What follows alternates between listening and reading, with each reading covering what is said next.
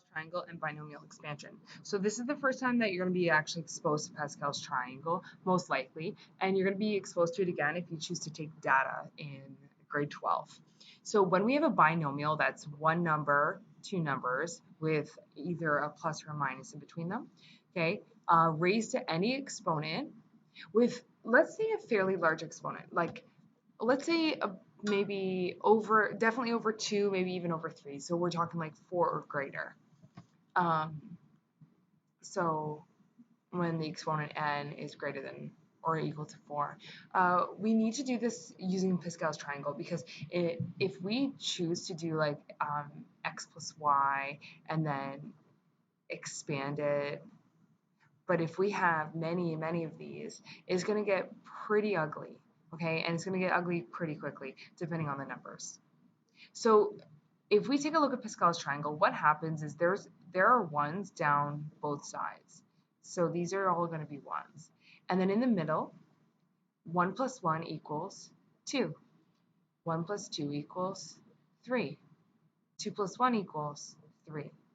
Okay, so every single term is going to be derived of adding the diagonal terms above it.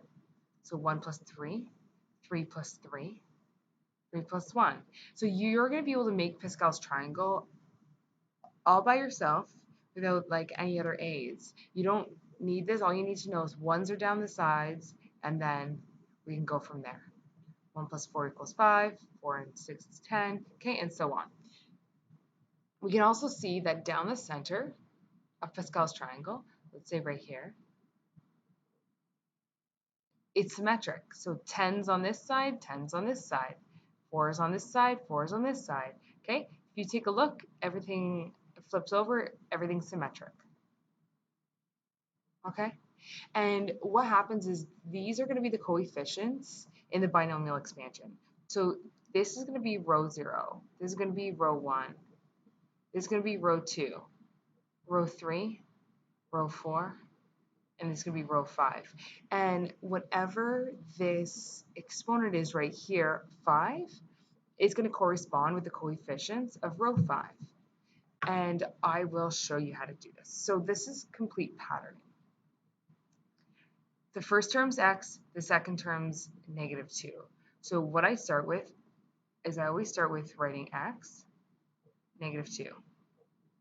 And then we have x, -2. And since the exponent is 5, we're actually going to have 6 terms. We're going to have n plus 1 terms. So that's 3x, -2. 4x, -2.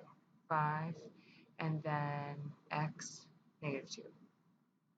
Okay, now let's take this 5, and what we're going to do is on the x's, we're going to go from 5 to 4 to 3 to 2 to 1 to 0, okay?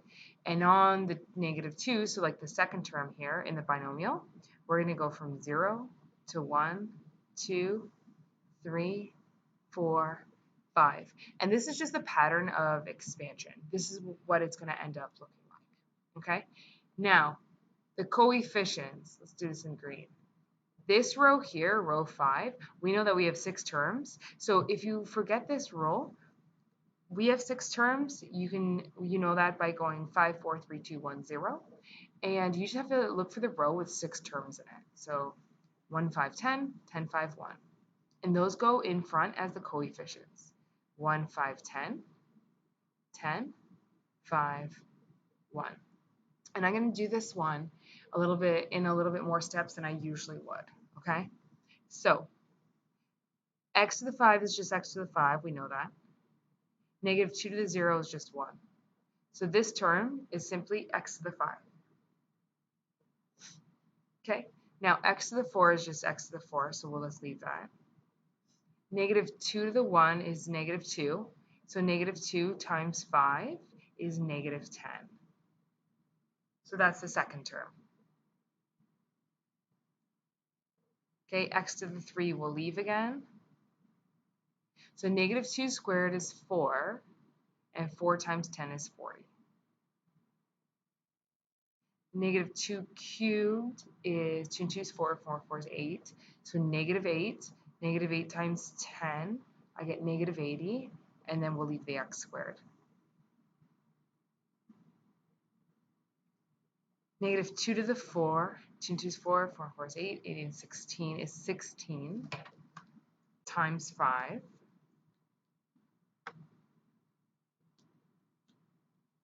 I get 80, so positive 80, and then we're going to leave the x to the 1. And this one's easy again. The 1's nothing. X to the 0 is just simply 1. So all we have is the negative 2 to the exponent 5, and I get negative 32. So instead of writing out x minus 2 to the 5 and expanding it like we did up here, or we could have done up there, what we're going to do is we're going to use this patterning and then use Pascal's triangle in order to expand it. Okay, we're going to do a little bit of a harder one. I just want to highlight something from the example before, example 1. If you take a look at the sign right here, so we had a negative before. What's going to end up happening is by default, so like after you do all your calculations, there's going to be a pattern. It's going to be positive, negative, positive, negative. Okay, with a positive, it's always just going to simply be positive. Okay, so in this expansion, we have two terms. We have the first term, which is 5x.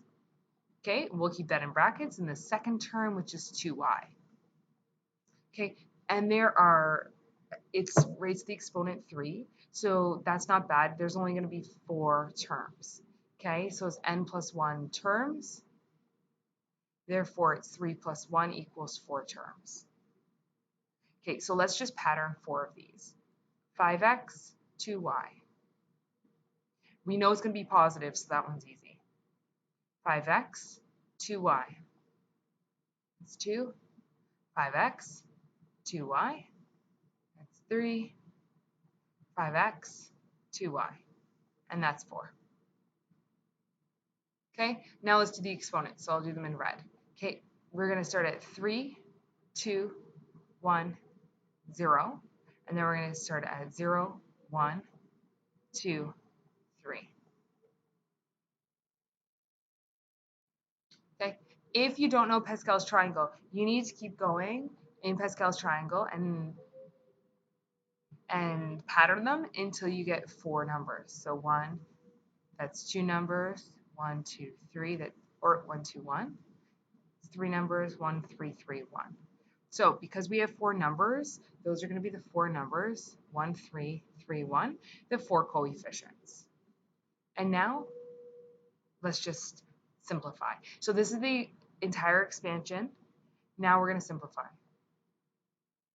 So what I do to cheat is we know that to the 0, anything to the 0 is just 1, so that just goes away. So now I have 5x to the exponent 3. So essentially we have to do 5 to the exponent 3, which is 125. And then we have x to the 3. Okay, because remember this 3 is not only on the x, this 3 is also on the 5. Okay, so 5x squared. This is going to turn to 25x squared. So what I'm going to do is I'm going to multiply 3 times 25 times 2, which is 150. And then we still have an x squared and a y.